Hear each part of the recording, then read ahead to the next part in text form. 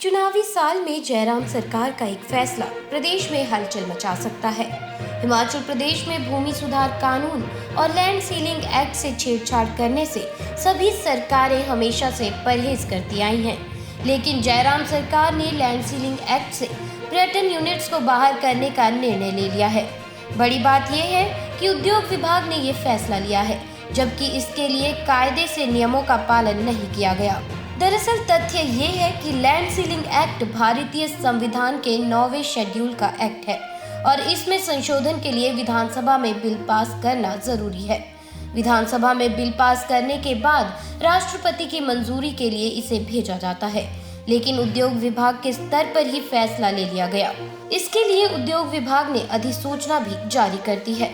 उद्योग विभाग ने अधिसूचना जारी कर पर्यटन यूनिट्स को लैंड सीलिंग एक्ट में छूट दी है।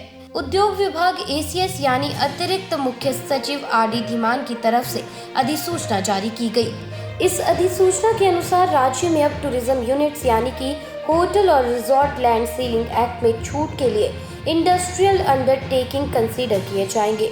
Himachal Pradesh ceiling on land holdings act 1972 की धारा 5H के तहत इन्हें सीलिंग से छूट मिलेगी।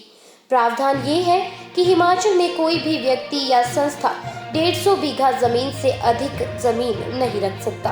हालांकि कुछ धार्मिक संस्थानों व चाय बागानों सहित उद्योग लगाने के लिए ये सीलिंग लागू नहीं होती, लेकिन जयराम सरकार ने उद्योग विभाग के जरिए जो अधिसूचना जारी की है उसके अनुसार कोई भी कारोबारी या निवेशक 150 बीघा से अधिक जमीन ले सकेगा।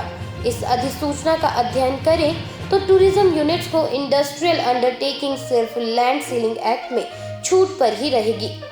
वहीं पर्यटन यूनिट स्थापित करने वाले उद्योग विभाग की तरफ से मिलने वाले अन्य इंसेंटिव के हकदार नहीं होंगे। अधिसूचना में कहा गया है कि Himachal Pradesh industrial investment policy 2019 या इसी तरह की विभाग की अन्य नीतियों में भी इन्हें लाभ नहीं मिलेगा। उद्योग विभाग तर्क दे रहा है कि ये फैसला हिमाचल में पर्यटन क्षेत्र में निवेश लाने के लिए किया गया, परंतु आने वाले समय में ये फैसला हिमाचल में सियासी भूचाल ला सकता है। वर्ष 2019 में भी लैंड सीलिंग एक्ट से जुड़ा एक विवाद खासा चर्चा में रहा था।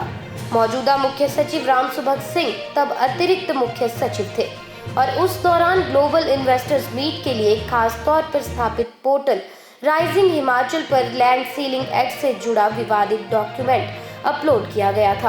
हैरानी की बात यह है कि इस बारे में ना तो कैबिनेट को पता था और ना ही CM कार्यालय को। बाद में ये मामला सामने आया तो विपक्षी दल कांग्रेस ने विधानसभा में सरकार को घेरा। आरोप था कि इन्वेस्टर्स मीट के बहाने लैंड सीलिंग एक्ट बदलने और पर्यटन निगम के घाटे वाले होटल बेचने की गुपचुप तरीके से कोशिश की गई है।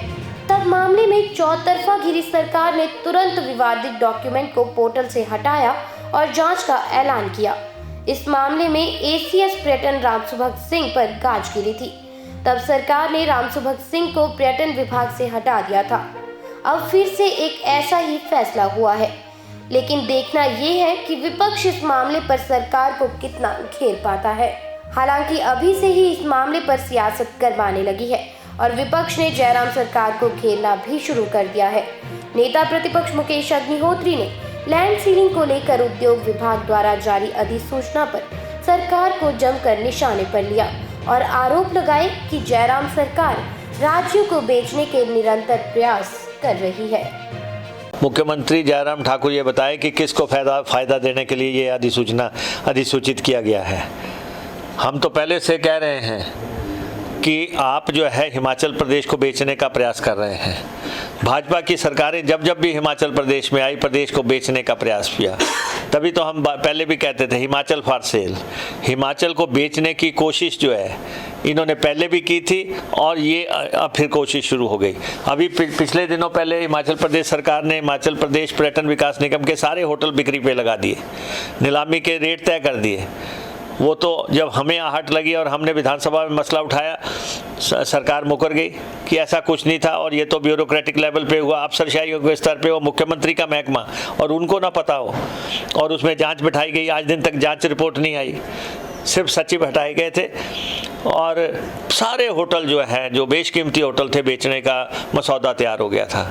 अभी पिछले दिनों जो है, जो कर्जा लेके बिल्डिंगें बनाई गई, कोई मनाली में बनाई, कोई मंडी में बनाई, कोई शिमला में बनाई, वो सारी जो है प्राइवेट हाथों में औने पौने दाम पे बेच दी।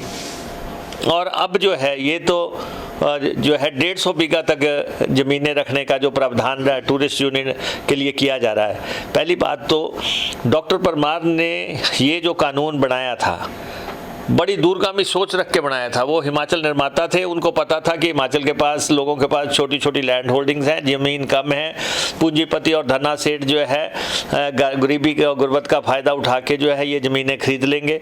इसलिए उन्होंने ये धारा इंसर्ट करवाई, जो भू सुधार कानून 1972 की सेक्शन 5 है। ये सारी ये उससे जुड़ा हुआ मसला है। लेकिन अब जो है टूरिज़्म को उससे बाहर कर दिया कि 150 बीघा तक टूरिस्ट यूनिट जो है वो इंडस्ट्री के दायरे में आएंगे। अब ये रेवेन्यू का मसला है, कोई फैसला लेना है, रेवेन्यू राजस्व विभाग इसकी नोटिफिकेशन करता, ये इंडस्ट्री डिपार्टमेंट ने नोटिफिकेशन कर दी।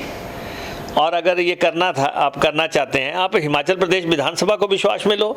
वहाँ लोग जीत के गए हैं, 68 लोग बैठते हैं, कानून बनाने वाले लोग हैं, कानून में बदलाव करने वाले लोग हैं, कानून में संशोधन करने वाले लोग हैं।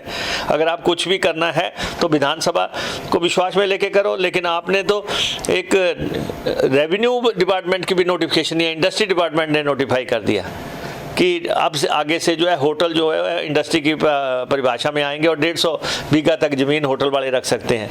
अभी किसको फ़ायदा देने के लिए किया है? शुरू से बीजेपी की सरकार पे दबाव है बाहर के लोगों का, पूंजीपतियों का, धन्ना सेठों का। बाहर के लोग चाहते हैं कि हम यहाँ पे ज़मीनें रख सकें, और हम कुछ लोगों के ने दबाई हुई होंगी। ये भी बताएं कि अभी तक कितने लोग हैं जिनके पास 150 बीघा तक की ज़मीनें जिनके कब्जे में हैं।